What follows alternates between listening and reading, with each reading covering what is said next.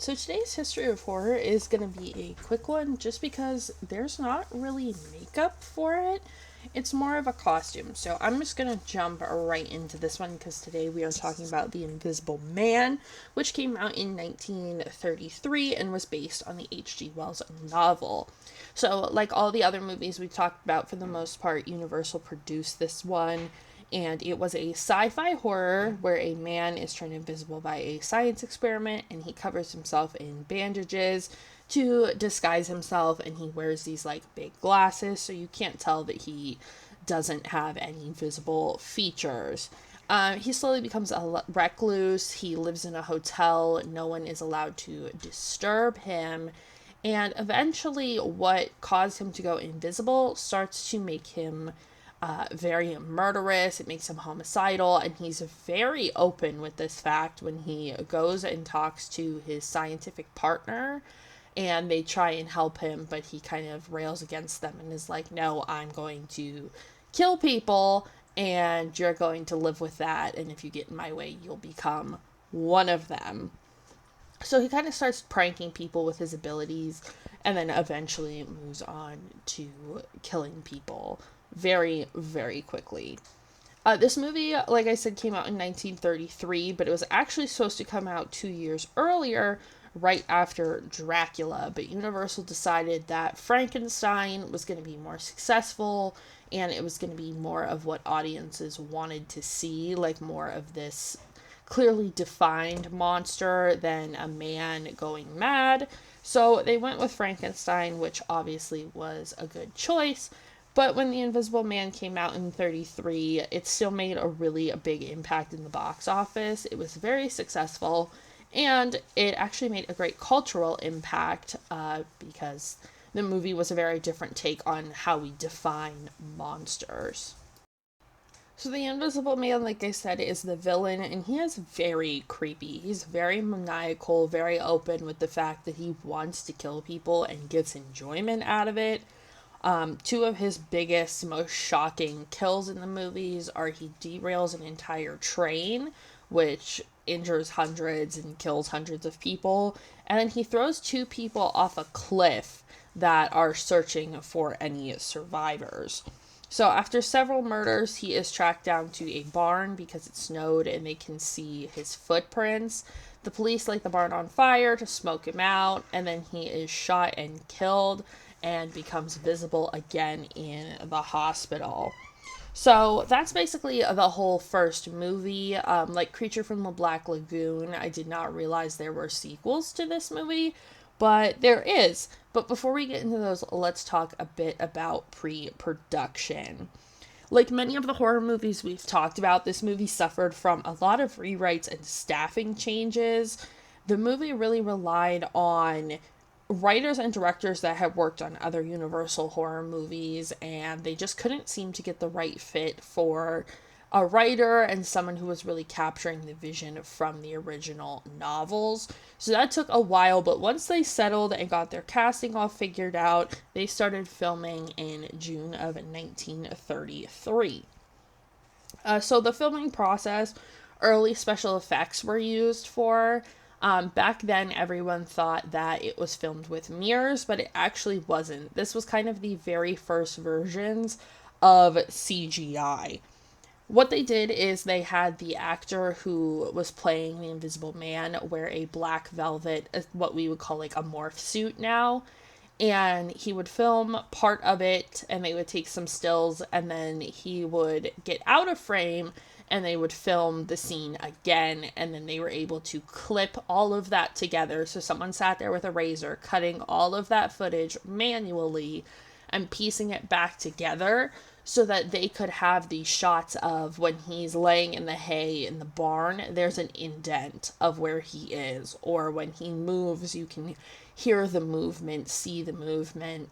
And it made the actors be able to work better in the scenes where they were able to talk to him and he was really there. But then once it got to the audience, obviously it wasn't there. So it just helped the movie look a lot more realistic.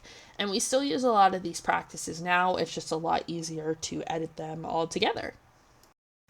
As you can imagine, this was a very expensive process. Back in 1933, it cost them $328,033 to do all the special effects. Now, I did look that up in today's money. That would be over $7.4 million just in special effects. So that is absolutely crazy.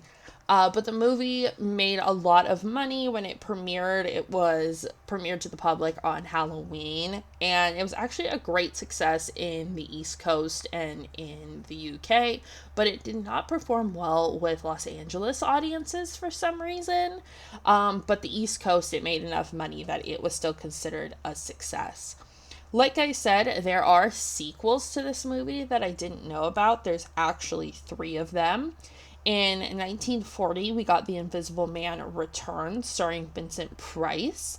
And it connects to the first Invisible Man because the brother of the first Invisible Man passes on the serum to Vincent Price's character, who is wrongfully convicted of a murder he did not commit and escapes prison with the invisibility serum to figure out who really committed this murder and who set him up. So it's more of a whodunit. It's less murder, but still just as thrilling. And of course, it's Vincent Price, so it's like an iconic horror moment.